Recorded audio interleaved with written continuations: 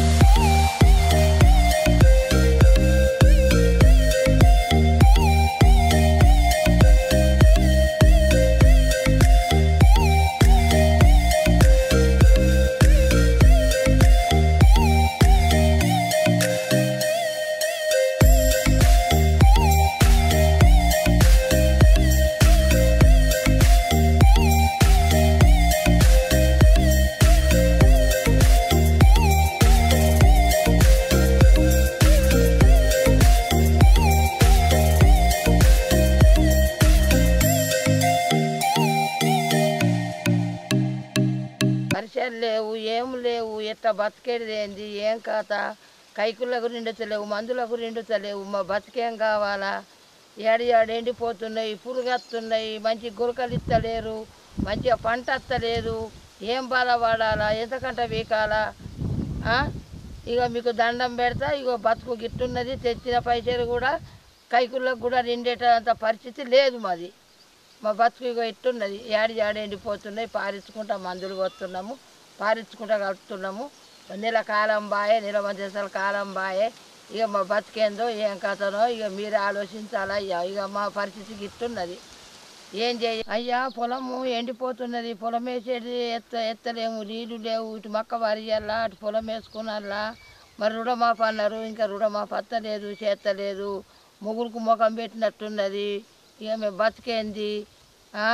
మేము ఎట్లా బతకాలా? ఎంత చేసిందన్నా కానీ రిండకుంటున్నది. రుణమాఫీ అన్నారు, మరి రుణమాఫీ కూడా ఇంకా అత్తలేదు. మరి ఎట్లా ఏం కథ? ఇంతకుముందు వచ్చినాయి, రాలేవన్నది కాదు, వచ్చినాయి కానీ మరి ఇప్పుడు కొంత ఆలస్యం అవుతున్నాయి. అత్తలేవు, నీళ్ళు లేవు. మేము అది చేసుకున్నలా, పొలం వేసుకున్నలా, మక్క బారించుకున్నలా, మంది వేయాలా, ఏం చెయ్యాలా, ఎట్లా చెయ్యాలా, ఏం కథ? ఇక అది మీకే దయ.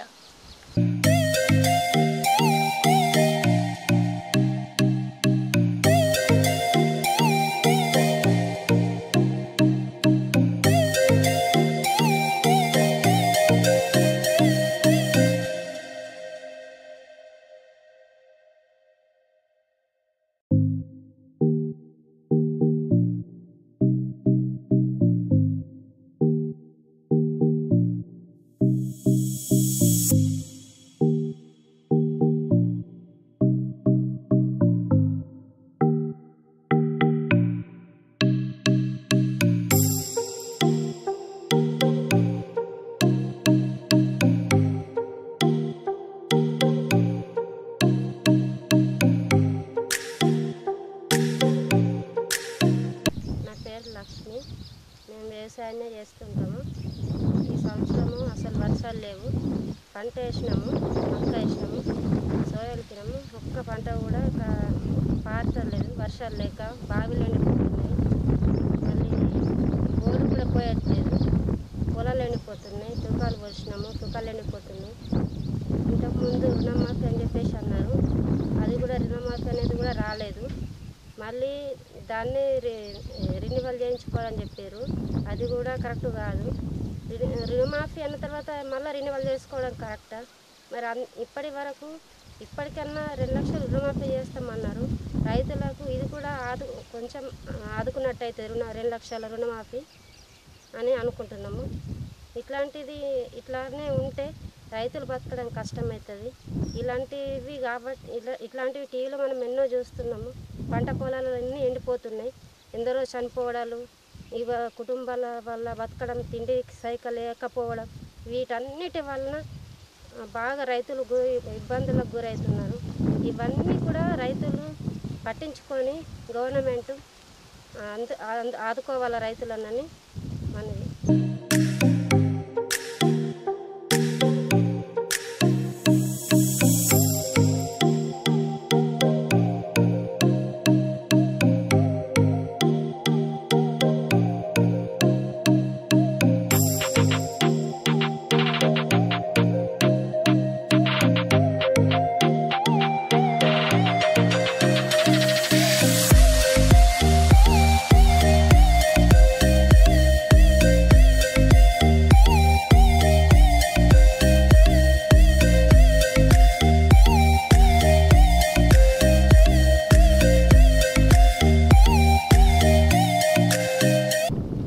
నా పేరు ఆలూరు నరేందర్, ఆర్మూరు. నేను రైతును. పోయిన సంవత్సరం అతిగా వర్షాలు పడడం వల్ల సోయలు ఖరాబ్ అయినాయి. పంటకు రేటు కూడా లేదు. కాకపోతే పోయిన సంవత్సరం 9 ఏళ్ళు పసుపుకు రేటు లేదు. పోయిన సంవత్సరం కొద్దిగా రేటు ఉంది. ఈ సంవత్సరం వర్షాలు లేక పంటలు కూడా బాగా దెబ్బతింటున్నాయి. మక్క పెట్టినా మక్క ఎండిపోతుంది, మిర్చి పెట్టినా అసలు వాటర్ సరిపోతలేవు. ఈ కొత్త గవర్నమెంట్ మాకు రుణమాఫీ ఇస్తున్నది, ఇప్పటిదాకా లేదు. ఒకటి ఏమన్నా అంటే 2 లక్షలు ఆయన ఇంతకుముందు పోయిన ప్రభుత్వం ₹1,00,000 రుణమాఫీ అన్నారు. అది వెంటనే మాఫీ చేసుకొని వెంటనే 2 లక్షలు తెచ్చుకోరన్నారు.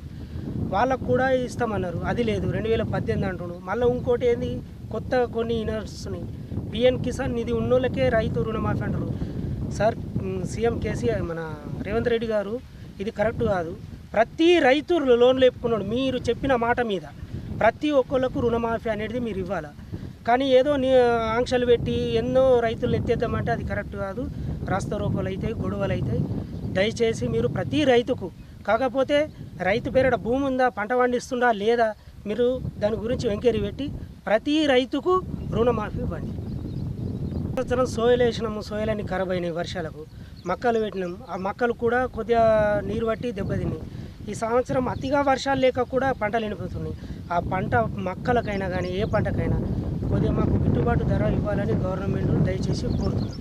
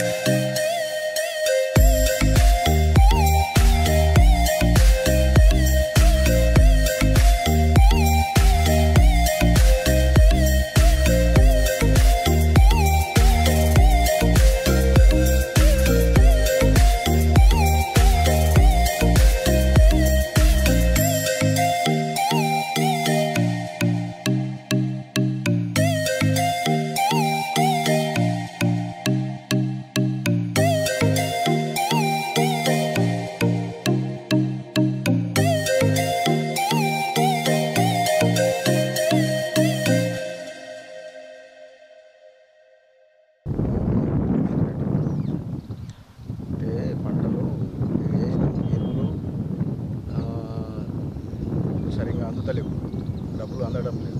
ఎరువు మక్క వేసినాం, పసుపు వేసినాం, వర్షాలు తక్కువనే ఉన్నాయి, ఇప్పటి లెక్క లేవు. ఇక ఇప్పుడు కూడా పడతాయా పడాయా అనేది తెలియదు.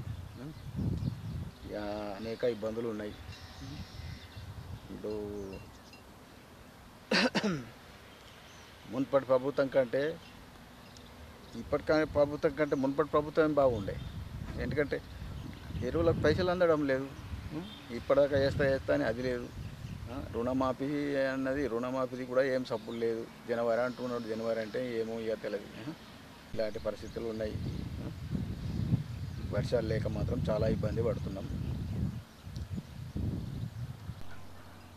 మాకు ఎందుకంటే రైతు రుణమాఫీ చేస్తానన్నాడు, ఇంతవరకు చేసుడు లేదు. మరి జనవరి అంటున్నాడు, అది కూడా నమ్మకం లేదు.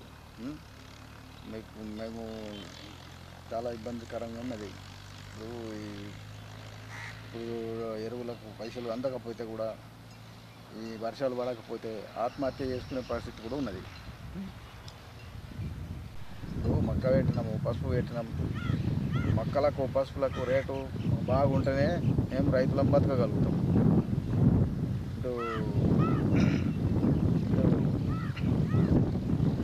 సొసైటీకు పోతే మందులు మాత్రం దొరుకుతున్నాయి, కానీ రుణమాఫీ మాత్రం అది మన రైతు బంధు మాత్రం ఇంతవరకు మాకు అందడం లేదు. ఎరువులు పొందమంటే పైసలు లేవు. చాలా ఇబ్బందికరంగా ఉన్నది. గవర్నమెంటు మాకు సహాయకారం చేస్తే మేము ఏమన్నా బతకగలుగుతాం.